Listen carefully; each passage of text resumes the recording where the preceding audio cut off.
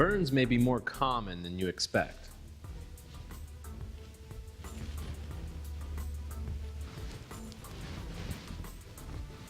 There are about 2 million burns each year in the U.S. Oh. The goal of emergency care for burns is to stop the spread of the burn, reduce pain and risk of infection, and prevent the development of shock. In most cases, the best treatment is to immediately cool the burn with water. There are 3 levels of burns. A superficial burn, or first degree, is red and painful and may swell. A partial thickness burn, or second degree, is deeper and more painful and usually develops blisters and swelling. It appears red and splotchy. These minor burns are commonly caused by steam or hot liquid while cooking, touching a hot object, or sunlight.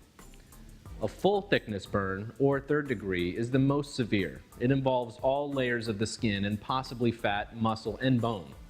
There is no pain, but the surrounding tissue may be very painful. Burns can be caused by extreme heat, chemicals, or electricity. Thermal burns are the most common type. When treating a small thermal burn, first make sure the scene is safe. Then get the first aid kit and put on personal protective equipment. Cool immediately with water until the pain is relieved. Cover with a dry, sterile dressing that will not stick to the wound. Burns are at high risk of infection. Burns on the face, hands, feet, or genitals are always considered serious due to the risk of complications. When treating a serious thermal burn, use scene safety. Extinguish the flames. If the victim's clothes are on fire, force them to the ground, then stop, drop, and roll. Smother the flames with a fire blanket or heavy cotton or wool blanket, coat, or rug. Remove the person from the scene if there's smoke and heat. Call 911, get the first aid kit, put on personal protective equipment. Cool burns with water until the pain is relieved or the victim begins to shiver. Cover with a dry, sterile dressing that will not stick to the wound. Treat for shock. Keep the victim warm. Gently remove any clothing or jewelry that does not stick to the burned skin before the area begins to swell. Never apply butter, ointment, or other home remedies to a burn. When treating a chemical burn, protect yourself from the chemical when providing care and call 911.